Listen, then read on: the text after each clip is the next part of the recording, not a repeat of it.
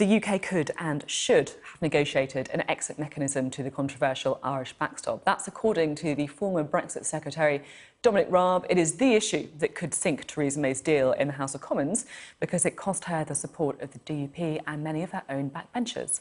Mr Raab gave us some new insight into what really happened in those negotiations with Brussels when he was Brexit Secretary, so let's have a listen. I started by asking what should happen if the Prime Minister fails to get her deal through Parliament. We need to see what happens in the scale of the vote, but I think if, as expected, the deal is voted down, and it's very clear, and I suspect it will be, I think it's important that we change direction. This deal will have been rejected.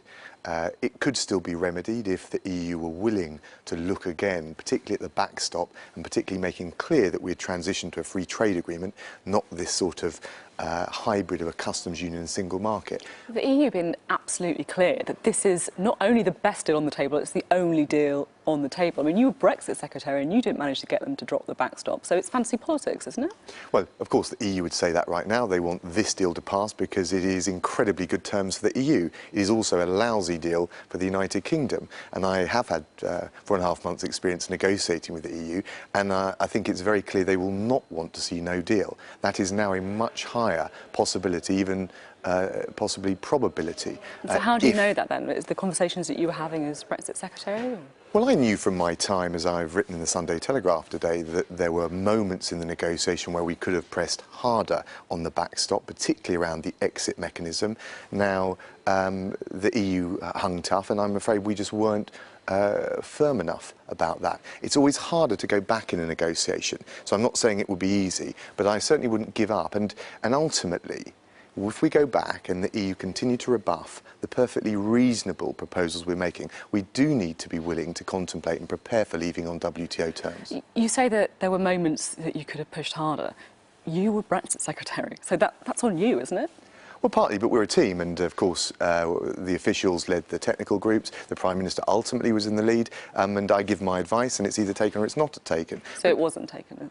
Well, I do want to be careful because, you know, I respect the fact that there's a hierarchy, but the idea that we couldn't have negotiated a better deal, I'm afraid, is not my experience. We should have been firmer, clearer, and taken a more robust line back in July. And I think actually there's a lesson for the negotiations, which they probably should have been conducted. The end game of the negotiations should have been politically led, not led by the technical teams. And I certainly made that argument at the time. So just to sort of pin you down, what did the EU say to you? What did Michel Barnier say to you that made you think that there was any movement at all on the backstop? Well, you could see this backstop issue coming down the line. It was obvious. It wasn't a shock or a surprise. I made clear it would need to be time-limited and finite. And Michel Barnier at one point in one of our meetings said, I understand it needs to be short. But I'm afraid after that, the technical track for the negotiations took it in another direction. And I was very clear with the Prime Minister that we should have stood firm at that point, and that was back in July. Now, I'm not suggesting it's easy to go back. You lose moments in negotiation. You can't just claw them back. What I am suggesting is that there is probably more flexibility than is being suggested, and actually we should have taken a robust line then. We certainly should be taking one now. At the same time, though, are you not worried that by voting down this deal, you're risking either no Brexit or a much softer Brexit? I mean, look at the votes in the House of Commons in the last week. That made pretty clear that actually the House of Commons wants to wrestle back control of the Brexit, and if that happens, then it's more likely to be a Norway-style option or even a second referendum.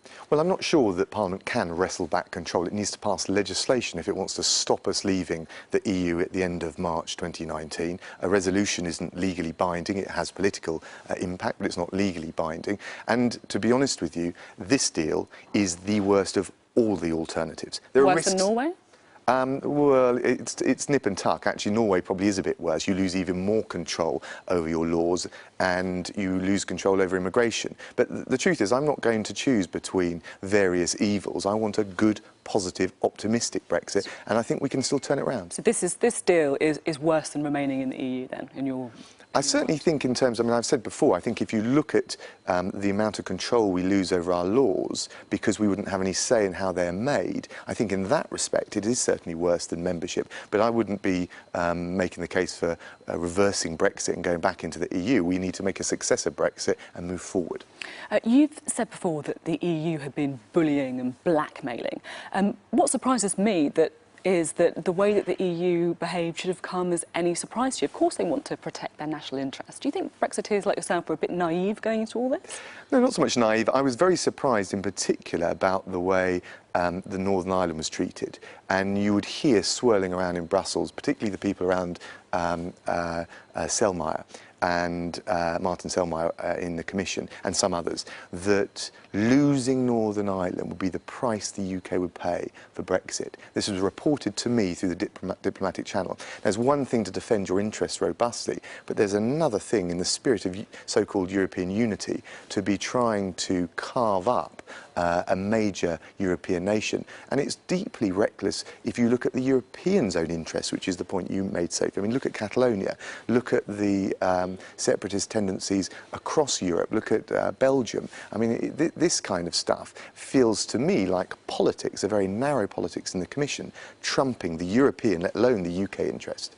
At the same time, though, it does feel as if it's easy, isn't it, to kind of sit here and point the finger of blame elsewhere, you know, blaming the UK officials or blaming the Prime Minister, blaming the people around Martin Selmayr, for example. Don't you need to take some more responsibility? Absolutely, and that's why I stepped up to the plate when Chequers came through and said, look, let's try and make a success of it. And I spent 4 to 5 months trying to do that. But at the end of the day, my first responsibility is to my country and my conscience, and this is a very historic moment. And what I fear, and there are a lot of people that are weary with Brexit right now, what I fear is that if we signed this deal, we would immediately then be in a course for trying to revise it, because it would stoke up tensions at home and with the EU. It would just be a thorn in our side. So we will not be able to move on from Brexit unless we deliver a successful Brexit, which is faithful to the referendum, and this deal doesn't do that.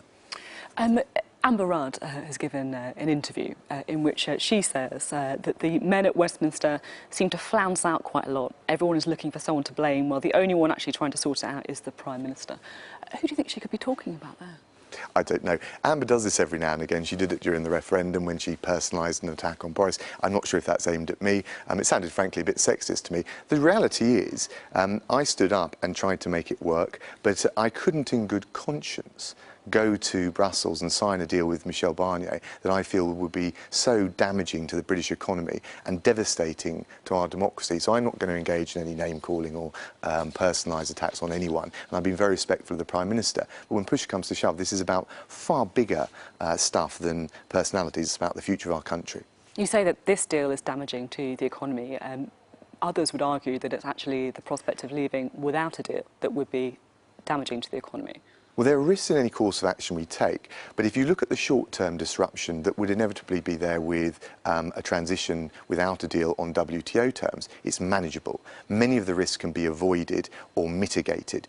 But what is far worse, in my view, is to take a short-term approach and not take on that challenge, and at the expense and at the cost of a much bigger burden, price for the UK economy and our democracy. So the point I would make is, yes, no deal would involve some short-term risks, but they're dwarfed, if you like, by the longer-term risks to our country, to our economy, and to faith in our democracy if we go down that path. You say short-term risks, but we've heard some pretty alarming predictions, haven't we? You know, baby formula milk, for example, needing to be stockpiled, medicines struggling to get through those ports at Dover, 6 months of disruption. I mean, this is more than just risk. Well, I scrutinised all of those papers, and frankly, I can say now as a backbencher that some of those assumptions are just not credible. So, for example, one of the things that the government's no-deal planning suggests is that every lorry coming through will take 10 minutes to check, that there will only be 2 cabins at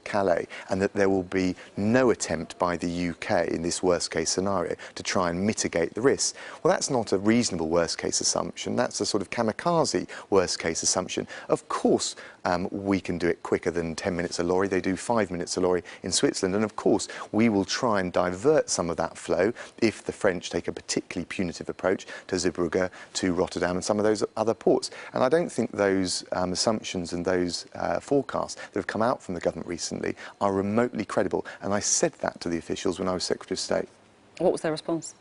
Well, they didn't have a very good one on the facts. I mean, it's not about civil servants versus politicians. I've just asked the question, for example, the French authorities say that they can check a lorry in 2 minutes. So why are we saying that it would take 10 minutes a lorry to check? Why are we defying what the French authorities themselves say they would do? Why are we not also taking into account the things that we can do to mitigate some of that damage and that disruption to flow? So I'm not saying that there wouldn't be some risk and some disruption. There would, but it's far more manageable than is being suggested. And I think just as we saw, take Paul Krugman, former Nobel economist, and no fan of Brexit. He said that the Bank of England forecasts were not serious, and they felt like they were politically motivated. I think there's a lot of this going on, and I don't think the British public are going to be cowed by Project Fear Mark 2. You've been very critical of some of the projections. You've been very critical about the negotiations. Do you think that the Prime Minister has been a bit of a pushover then?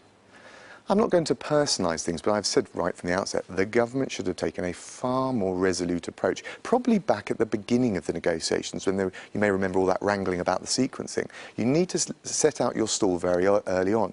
But when I went in and became Secretary of State in July, even then it was salvageable. So I do think that we have been... But you didn't salvage it? Well, no, I could see how the deal could be salvaged. But look, I went in there as Secretary of State, part of a team, and ultimately the Prime Minister was the boss. So I gave my advice, and if it, you know, on many times it was taken, but on crucial decisions which led to the flaws in the deal that I've described around the backstop and around the future relationship, actually we needed to take a more clear and robust approach. If Theresa May loses on Tuesday, which it looks like she will, does she need to resign? I think she could still, even in the event of a big loss on the vote, which we expect, I think she could still turn it around. But we need a change of approach.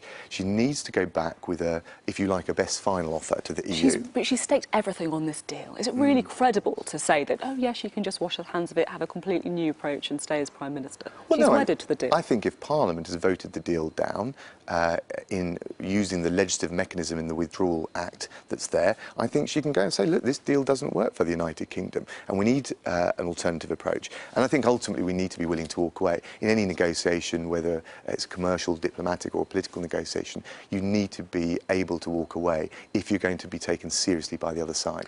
See, the cynic in me can't help but think that by very carefully supporting the Prime Minister like this, you're not really doing your own leadership prospects any harm, are you? I mean, if you came out and attacked the Prime Minister, then it would be difficult for you to be Crown leader, wouldn't it? Well, you can be a cynic if you like, but I'm an optimist, and I also believe that you can have honest disagreements with people. I've never been the kind of person to take a very personalised approach to politics, but what I put aside all of the political shenanigans going on, I've said at the outset I will be focused on one thing and one thing only, which is this historic crossroads for our country. What is the best course, with risks on all sides? Can you rule out running for leader? No, I've always said I wouldn't rule it out, but I'm just not going to get sucked into that debate. I think the public and people watching the show would think it would be very self-indulgent to be engaging in all that speculation. We've got such a big issue up for decision on Tuesday. If Boris Johnson runs, would you stand aside? Look, I'm just not getting dragged into it. You can, yeah, I'm sure you've got various variations on the same question, but I'm not getting dragged in. Thank you very much, Dominic. Good to see you.